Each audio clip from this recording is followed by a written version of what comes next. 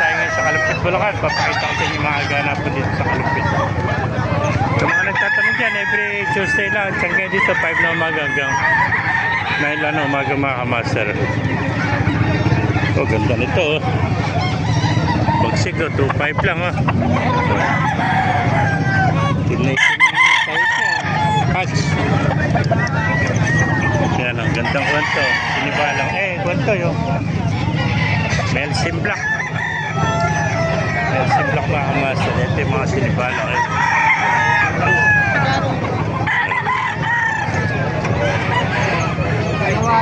Ay po.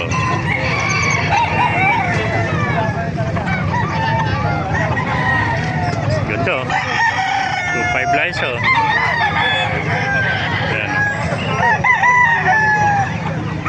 Ayan oh. 2.5 bang siya. Kinuha no. Meron pa mga master. Kano alis naman ang kaibigan? Kano yan? 2.3 naman ano.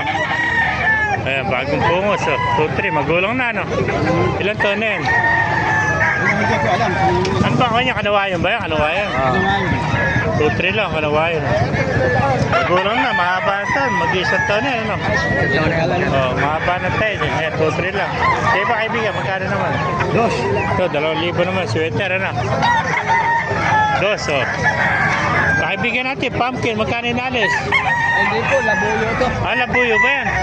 Magkano benta ng labuyo ngayon? 1.5. Ganda ng kulay ng labuyo, ano? Pumpkin pa ang labuyo, ano? Sa nanay kasi po nila. Nakakross sa pumpkin na nanay, pero labuyo tatay, ano? Labuyo talaga. 1.5, oh. Saan? Kapan yan? Lando. Labuyo ang tatay, ano? Yung maganda kung makauwi tatay nito, ano? Hindi, tatay nito, Texas. Yung nanay, labuyo.